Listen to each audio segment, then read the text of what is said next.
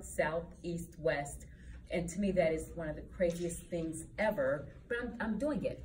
My experience within the realtor industry is years ago, as part of the Missouri Association of Realtors, I served as the chair at the state level of our legislative policy committee. They have different names now, our government affairs committee. So I was always engaged, and I was locally at KCRER engaged as well. And in both of those organizations, they were kind enough to award me Salesperson of the Year. So I'm a past Salesperson of the Year for MAR and KCRER. And I've been involved in engaged professional standards. So I would hear some of those cases, those ethics cases against our some of our peers. So I've been hands-on in our industry. And then I took a turn maybe 20 years ago or so. I said, it's time for me to start focusing on my community and my neighborhoods.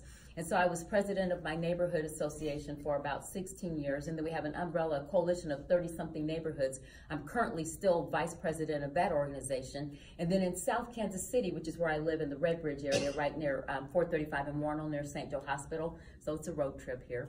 So for that part of town, we felt like we didn't have a voice at City Hall, 6th District. We felt like our voices weren't being heard, that our council members, the mayor, all of them weren't hearing us.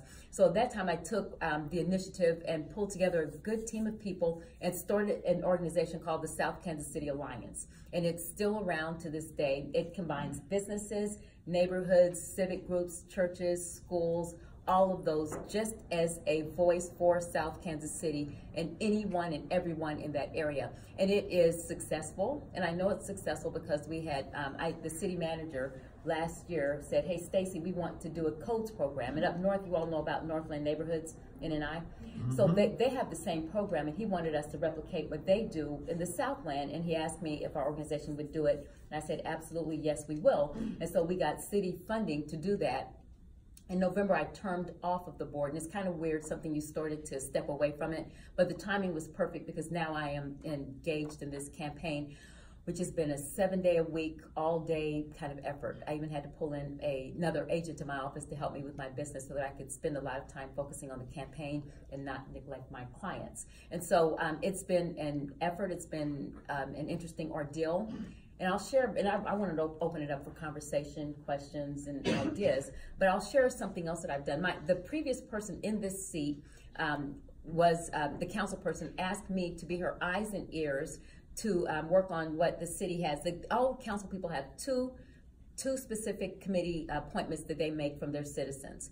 And I'll tell you this right now, for both of those, I happen to serve in both of those capacities for my council person, which is unusual. So the previous council person asked me to be her eyes and ears with the Neighborhood Tourist Development Fund with that granting program. Those are our taxpayer dollars and sales tax dollars that goes back into neighborhoods when they have programming, when they're doing events and activities. And this is something that may be important for you to know in general anyway, and for any of your neighborhoods, where if you do like events, cultural, educational, entertainment, you may be able to get some of our taxpayer dollars in grant form. And so I served on that, which means I go everywhere. I get to hear all the different programs. Up here you have like movie night at Briarcliff, and you have all kinds of festivals and things that I get to hear about directly. So I'm engaged with what the neighborhoods are doing, north, south, east, west. And so I serve in that capacity. And then Public Improvement Advisory Committee, PIAC. Are any of you aware of that?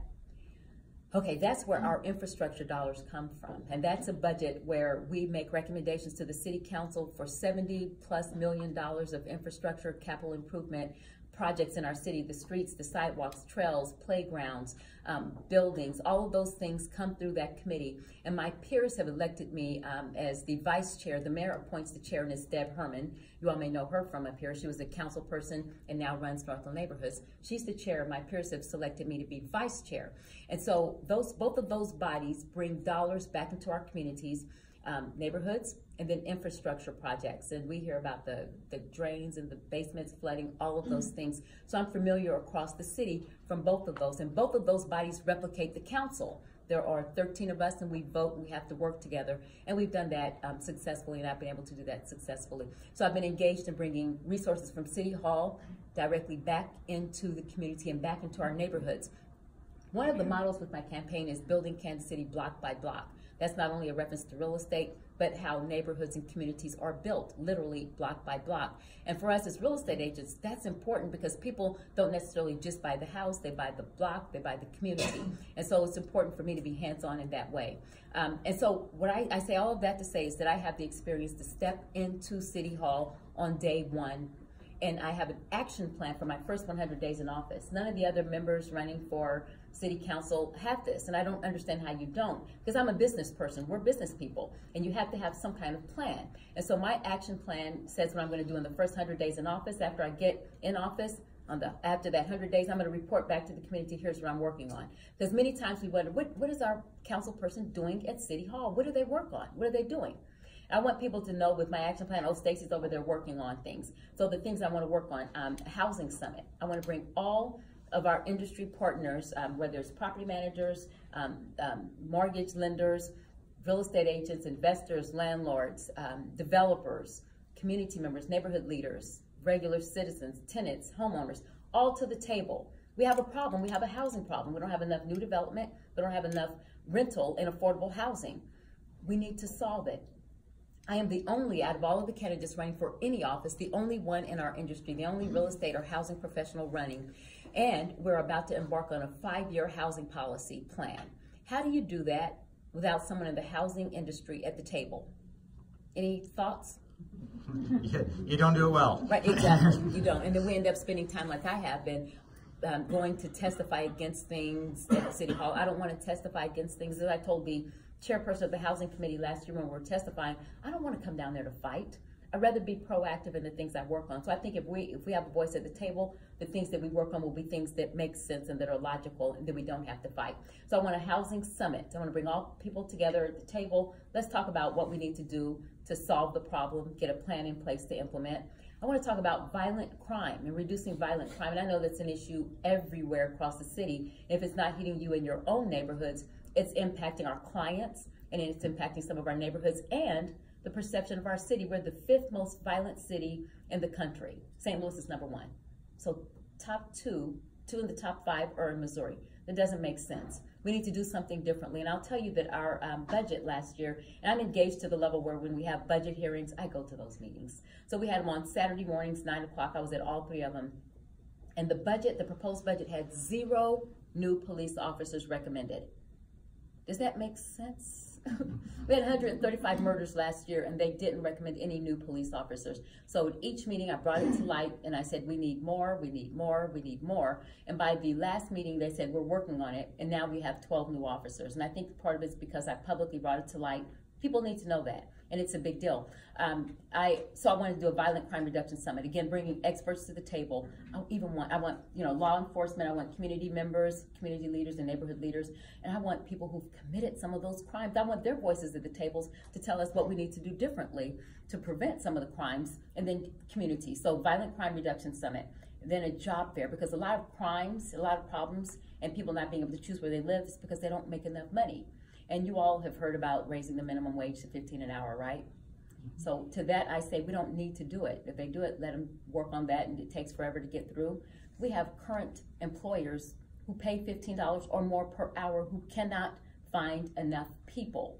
And I know that because I live in South Kansas City, where Cerner, the new campus is, where they're hiring 16,000 people. I got a call, and they said, Stacey, we've just acquired a new medical billing division, 600 new jobs all at once, paid $15 an hour plus benefits, and we need some help hiring people. Will you help us? And of course the answer is yes.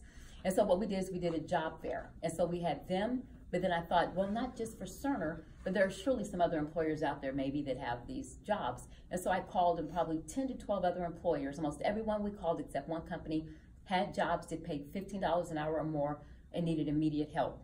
And it's like, oh my goodness. So we had the job fair with 12 to 13 employers, all paying $15 an hour or more, including Honeywell that paid up to $37 an hour, no degree required. So if someone doesn't want to work at McDonald's and make minimum wage, double your pay, live where you want. You don't have to commit crimes. And so some of those things are answered through paying, with higher wages. And council people don't increase wages. They don't create jobs. But what I want to do is highlight those jobs that are there. So I want to do quarterly job fairs. So 4 times a year, those jobs that paid $15 an hour or more, I want to have job fairs. We had 400 people show up. And because I'm a real estate agent, I'm, volunteering. I didn't have time to track how many employers hired people, so I just didn't have time to do that. But once on the council, there's staff there, we can do that. And then I want to hear from the last 2 things in my 100 days, and I like to be busy. The last 2 things, I want to have millennials. I want to sit down with millennials. I want to have a town hall. I want to hear the voices of young people. What do they need? What are their concerns? And what will it take for them to stay in our city so they're not moving out to raise their family to Austin or some other place, that they can stay right here? And then I want to support small businesses and entrepreneurs. What do they need? 65% of our net new jobs in the city come from small businesses. And I'll tell you, because I've been invited to the table to sit down with them, they're not necessarily feeling the support from our city. And so we need to make sure we support them, keep them in business, and keep them here, because those are the flexible jobs where the big corporations may screen in such a way that a lot of people couldn't be hired. Just like local landlords, those small businesses will hire people and will be flexible about who they hire. And so those are the things that I want to do my first 100 days in office. I want to stay busy. And I'll say this real quick before I open it up for questions.